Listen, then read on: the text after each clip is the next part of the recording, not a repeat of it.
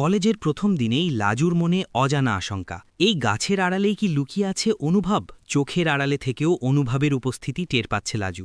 বারবার ফিরে যাচ্ছে তার দৃষ্টি। এদিকে শপিংয়ের অজুহাতে ময়ূখের সঙ্গে দেখা করতে বেরোয় বনলতা। লুকিয়ে রয়েছে বড় রহস্য। বন্ধুরা হাসি ঠাট্টা করলেও লাজুর হৃদয় বলে দিচ্ছে আজ কিছু একটা ঘটতে চলেছে। তবে কি কলেজের প্রথম দিনেই মুখোমুখি হবে পুরনো অনুভূতি আর নতুন বাস্তবতা? আমি মানছি আমি ভুল করেছি তোমার সাথে। তার জন্য তুমি আমাকে যেমন শাস্তি দিতে চাও তুমি দাও। আমি মাথা পেতে তোমার সমস্ত শাস্তি মেনে নেব। বললে তোমার জায়গা আমার জীবনে কেউ নিতে পারবে না। প্লিজ বিশ্বাস করো। কোন সাহসে আমার হাতটা ধরলে? ফিরে আসলাম কোণে দেখা আলো সিরিয়ালের নতুন পর্ব নিয়ে। প্রথম দিনে কলেজে লাজু কি করছে সেটা জানার জন্য অনুভব উদ্গ্রীব হয়ে ওঠে। তাই সে ঠিক করে সে লাজুর কলেজে ময়ূখের সাথে বনলতা দেখা করার জন্য বেরিয়ে পড়ে।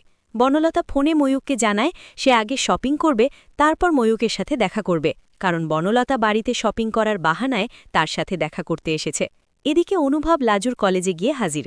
লাজু তার বন্ধুদের সাথে ক্লাসরুম থেকে গল্প করতে করতে বেরিয়ে আসছে। তা অনুভব গাছের আড়াল থেকে দেখতে থাকে। লাজুর চোখ বারবার ওই গাছটার দিকেই। কেবলই তার মনে হচ্ছে যে অনুভব হয়তোবা এসেছে।